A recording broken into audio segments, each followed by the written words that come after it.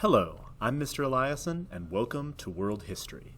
Today we're going to continue our discussion of European absolutism by looking at the attempts of Charles I to establish absolutism in England and how that spectacularly backfired on him. So, this is going to be a longer lesson covering about 2 days. So, bear with me here as we try to unpack the incredible complexity of the English Revolution and Civil War. So, here are our objectives for today. Let's dive in. England is different from the other countries in Europe for a whole host of different reasons. Obviously, being in England, being an island and somewhat isolated from the continent is a big factor.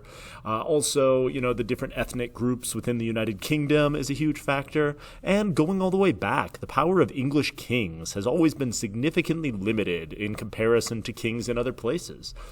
Going all the way back to King John and the Magna Carta.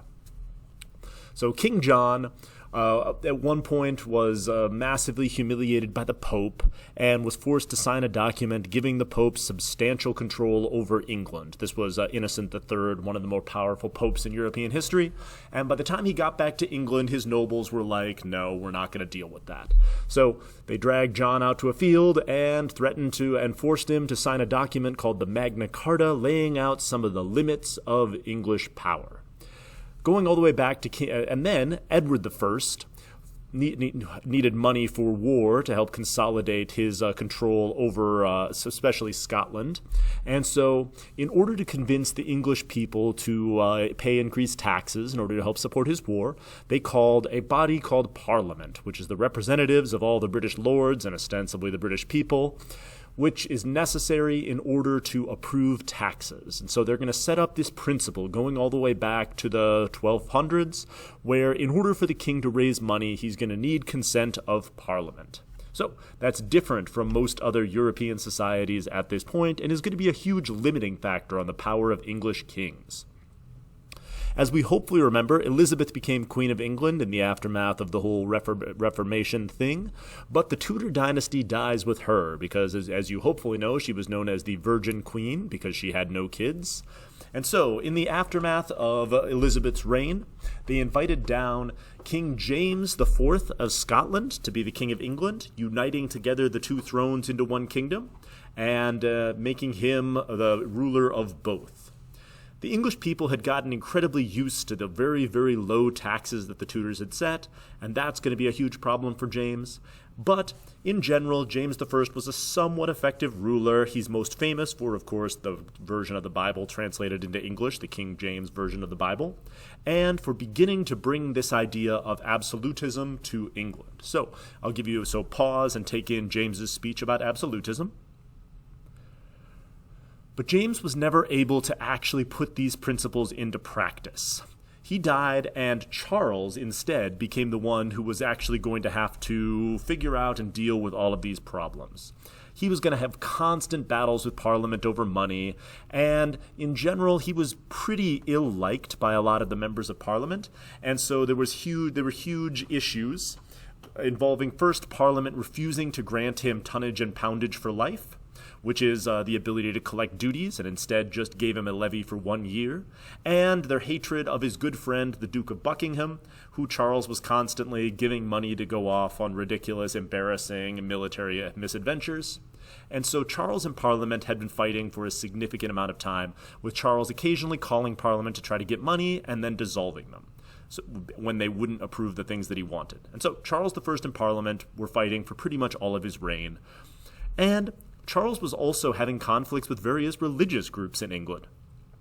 Absolutism argues that kings should help use the church in order to sort of consolidate and control their rule. But the problem is England was an incredibly diverse religious country. And so there's all of these different groups. There's the Scottish Presbyterians, and then there's these groups called the Puritans, who are radical Calvinists. And then there's the Arminians and all these other groups that don't follow the standard English liturgy. And so Charles and his good friend Archbishop William Laud are going to try to consolidate and standardize practice in the English Church, setting up a centralized liturgy, pattern of prayer, things like that, and this is going to cause no end to problems. So, Charles has two ways that he's going to upset his people. One is by fighting with Parliament over money, and two is by fighting with everyone else over religion. Let's see how this goes for him. The English Parliament tried to push the position of right on Charles, arguing that only Parliament has the right to collect taxes, but Charles repeatedly refused to acknowledge this, and instead kept coming up with all these novel ways to raise money without actually calling Parliament. This period of time when Charles did not call Parliament is called Charles's personal rule.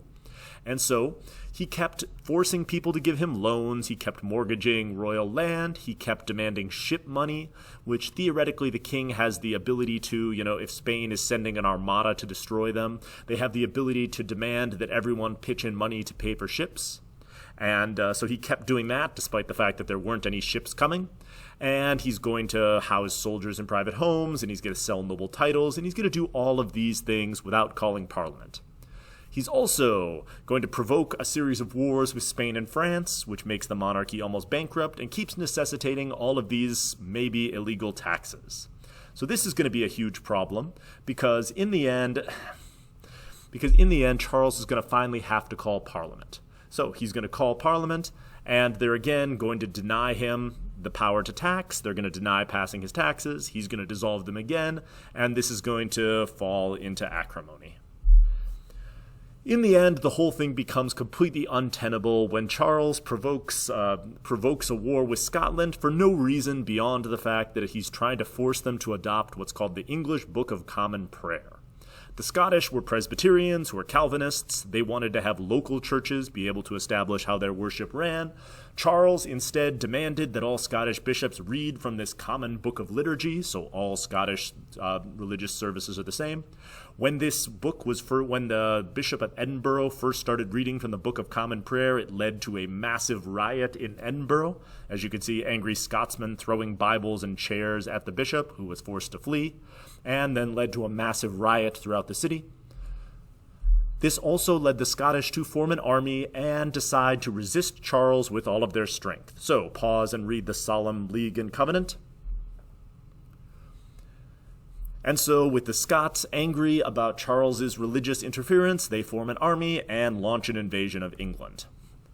This necessitates the creation of the calling of Parliament again. This Parliament is called the Long Parliament because they're going to serve in perpetuity throughout the entire English Civil War and English Revolution. The Earl of Torquay tells Charles that it's going to require 40,000 soldiers to subdue Scotland, and so Charles gets to trying to raise an army in order to fight against the Scots.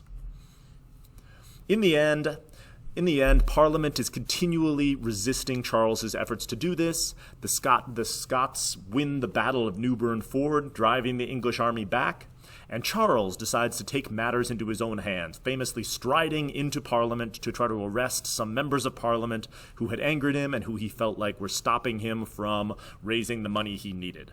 The members of Parliament had been tipped off, and so these members of Parliament that Charles was trying to arrest had escaped.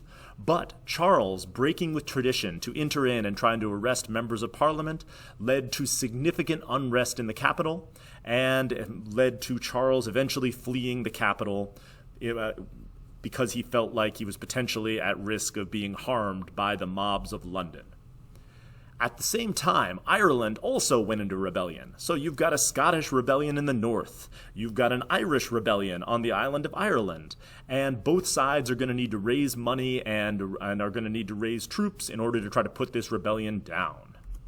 So what you get is the creation of two armies. Charles calls his banners to him, and a variety of loyal lords and Englishmen flock to Charles's banner. At the same time, Parliament passes what's called the Militia Ordinance, allowing them to raise an army without the approval of the king, and so they create their own army of lords and people loyal to Parliament. So now you've got two armies, potentially, or supposedly, going to put down this Irish rebellion, but instead, as they stare at each other from across England, they instead decide that they'd rather fight each other. So, the English Civil War kicks off. As William Waller notes to Ralph Hopton, it's an incredibly brutal war, quote, without an enemy, and the whole thing is going to be really, really unpleasant. We're not going to go into the detail of the English Civil Wars, but in the beginning, Charles's superior cavalry is going to carry the day. His main commander, a guy named Prince Rupert, is going to lead a series of brutal cavalry charges. to disperse the parliamentary troops. But after his cavalry charges, Rupert is famous for just riding off in pursuit of the enemy cavalry and not following up his victories.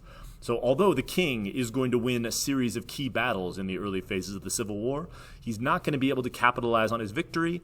But this teaches Parliament that we're going to need to create an army fighting for a purpose.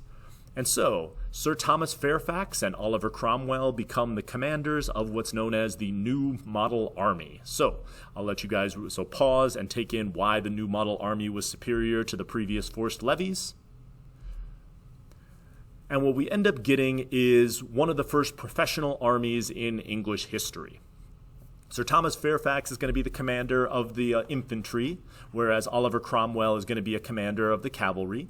And this new model army is now going to be much more trained, much more well-disciplined. They're going to stay in the field for a longer period of time, as opposed to being drawn from local people and then have them go back after the battle. And over time, they're going to be built into a very, very effective fighting force, and they're going to be able to effectively square off against the king. At the Battle of Marston Moor, Prince Rupert is defeated, and then finally at the Battle of Naseby, the king is captured by the New Model Army, and the Civil War comes to a close. So, Parliament wins the English Civil War, capturing Charles, and now there's a question of what to do. Is Charles going to sign the Petition of Right, limiting his own power and acknowledging that Parliament is the only one who has the power to tax? Also, what was the English Civil War about? Is it about simply a change in government? Are we going to change the English economic system? Are we going to focus purely on a political revolution, or is this going to be a social revolution? And in general, this group called the Levelers starts to come out of the woodwork, arguing that England needs to be a more inclusive society. So, take a moment and read these two excerpts from the Putney debates and make sure you understand them. These are two different opinions on the political question. And take a moment to read Gerard Winstanley's True Levelers proposition, who argues that we should also try to give land to people who don't have it. And so we see sort of the beginning of Christian socialism coming out of the English Civil War. In the end, the power of the New Model Army ends up being too much for even Parliament to deal with. The New Model Army seizes control of the king in this awesome account from Cornet Joyce, so take a moment and read this. And then, with the king in hand, they're going to march in and put an end to the Long Parliament once and for all. With the New Model Army marching into London with the fear that the Parliament is going to send them home, instead the army is going to seize control of the city, Parliament is going to be displaced, and England is going to become a de facto military dictatorship under the command of the New Model Army. Here's Pride's Purge. So first, the New Model Army is going to stop all members of Parliament who don't support them from joining Parliament. And so the Long Parliament is going to become something called the Rump Parliament. Then this Rump Parliament is going to put the king on trial for treason. They are going to find him guilty of treason, and they are going to execute him. So here's an account of the execution of the king. So things have gotten pretty radical in England at this point. The New Model Army has now seized control of Parliament, purged the people they don't like, they put the king on trial and killed him, and now the question of where power actually lies is pretty clear. It lies with Oliver Cromwell and the New Model Army. The king's son, Charles II, now becomes king with Charles I dead. He's going to flee the country, famously hiding in an oak tree and attempting to rally the Scots to his cause. But the New Model Army is going to defeat him, and he is going to have to flee. England then becomes what's called a Commonwealth, under the command of the Lord Protector Oliver Cromwell. As Lord Protector, Oliver Cromwell is going to have control over the government. They write this document called the Institute of Government by John Lambert, which basically gives Oliver Cromwell all the power of a king. And Oliver Cromwell is going to try to call a new parliament to try to negotiate with and come up with a more lasting political sentiment.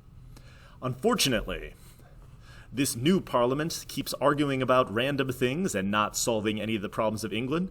So Oliver Cromwell, just like Charles I before him, is going to stride in famously saying, "In the name of God, go." And then the soldiers are going to clear the room, and Oliver Cromwell is going to rule his own period of personal rule with no parliament to provide any sort of legitimacy for him. So, again, military dictatorship under the command of Oliver Cromwell. This time period is called the rule of the major generals because England is divided up into a series of military districts governed over by a series of generals. They're going to put down the Irish Rebellion incredibly brutally, and Oliver Cromwell is going to rule as de facto king for the rest of his life. His rule is going to be relatively unpleasant because Oliver Cromwell was a Puritan, and the Puritans believe in showing that they're members of the elect by demonstrating that they're members of the elect through upright behavior. And so they're going to ban celebrations of Christmas, feasting, entertainment of any sort, and they're going to try to create a religious utopia similar to what the Puritans tried to create in New England, in England itself. And so, in the aftermath of Oliver Cromwell's death, no one really wants the protectorate to continue. No one really wants Puritan rule to continue. Oliver tries to pass on control to his son Richard, but no one's happy with that. And so without any real idea of what else to do, a general named Monk marches down from Scotland back to London and invites Charles's son, Charles the First's son, Charles II, back to England. We're going to restore the old House of Lords and House of Commons, and we're going to try to pretend that this whole English Civil War and English Revolution didn't happen, which seems like an awesome idea, because obviously before this, things were going just so spectacularly well. Unfortunately for everyone, the kings of England do not accept the limitations of their power. Charles is going to try to come up with an alliance with the Pope in order to get French troops to help suppress Parliament, which makes everyone super mad. And then his son, once Charles dies, James II is going to take over, and he is going to start trying to purge Parliament and do a whole bunch of other sort of legislative shenanigans, which alienates just about everyone. The Parliament then raises an army, and James tries to raise his own army of Irishmen and Scotsmen, but no one flocks to his banner, and so he is forced to flee. Parliament is going to say good riddance to the Stuart dynasty, and is going to invite in a Dutchman, William of Orange, to become King of England. So in the aftermath of this, William and his wife Mary are going to become King and Queen of England, and they are going to sign something called the English Bill of Rights, which sets a series of standards and rules that kings cannot break. So it's going to establish that Parliament is supreme over the king, and it's going to put limits on the power of the English monarchy. And so in the aftermath of the English Revolution and English Civil Wars, we do find out what this was all about. And it turns out what it was all about was limiting the power of English kings and establishing the supremacy of Parliament. So England is going to become what we call a constitutional monarchy, where the powers of the king are strictly limited. So that brings us full circle. So in contrast to the other countries of Europe in which kings are centralizing power, England is giving more power to its representative body Parliament and limiting the powers of its kings. So for tomorrow, we'll talk about all of the philosophical ideas that underpin these sort of events, this whole movement called the Enlightenment. Thank you for listening.